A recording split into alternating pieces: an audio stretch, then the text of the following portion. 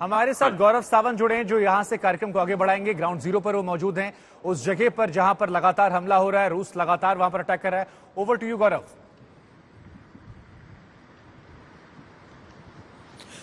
नमस्कार, आप देख रहे हैं आज तक मारियोपोल पूर्वी यूक्रेन से। मैं हूं गौरव सावंत और अगले आधे घंटे तक हम आपको विस्तार से बताएंगे किस तरह पिछले 6-7 घंटों में यूरोप का नक्शा बदलने का एक तरह से प्रयास हुआ है। एक ऑपरेशन शुरू हुआ है और यह ऑपरेशन शुरू किया है रूस के राष्ट्रपति व्लादिमीर पुतिन ने।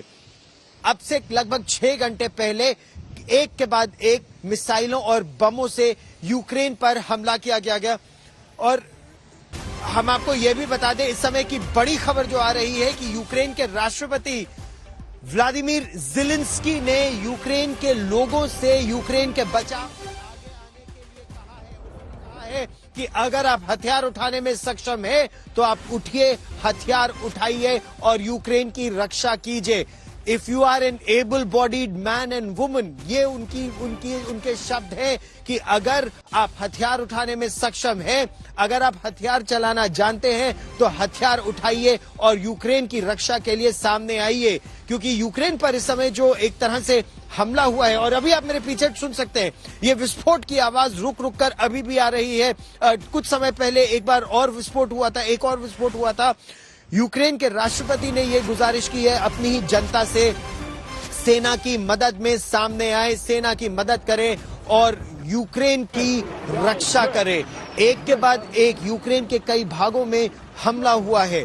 पूर्वी यूक्रेन की बात करें तो जिस जगह पर इस समय हम हैं, मारियोपोल, यहीं के पास डोनेस्क के क्षेत्र में, लुहांस्क और डोनेस्क दोनों ही जगह बहुत ज्यादा लड़ाई हो रही है यूक्रेन की सेना और रूस की सेना के बीच। दूसरी तरफ पूर्वी यूक्रेन का ही दूसरा छोर है खार्किव।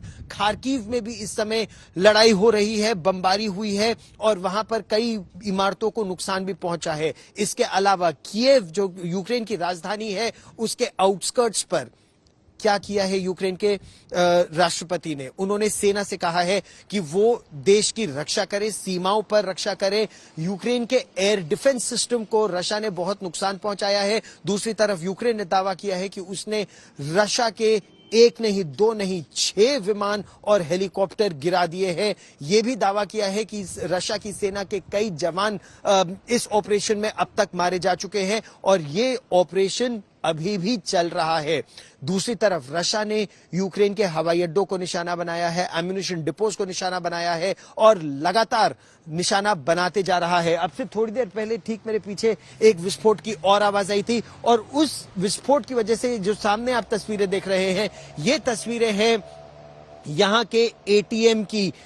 लंबी कतारें एटीएम के सामने लग रही हैं। लोग पैसे निकालना चाहते हैं, जितना पैसा उनके पास हो अपने आप को ज्यादा महफूज समझेंगे। क्योंकि इस समय जैसा आप इन तस्वीरों में देख सकते हैं, मेरी दाईं तरफ सभी दुकानें बंद हैं, बाजार बंद है, स्कूल, कॉलेज, सरकारी दफ्तर सब आज बंद है।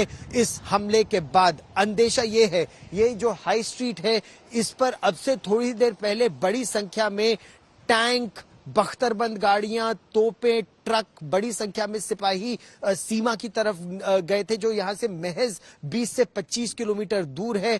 कहा यही जा रहा है कि किसी भी समय खतरा बड़ा हो सकता है। अंदेशा ये है और इसीलिए लोग ये शहर छोड़ छोड़कर जाना भी चाहते हैं, क्योंकि अंदेशा उन्हें यह है कि रूस की सेना मारियोपोल शहर समेत इस पूरे डोनेस्क और लुहांस्क एरिया पर अपना वर्चस्व स्थापित कर लेगी, पूर्वी यूक्रेन के इस हिस्से को पूरी तरह से काट देगी और यह खतरा इसीलिए लगातार बड़ा होता जा रहा है।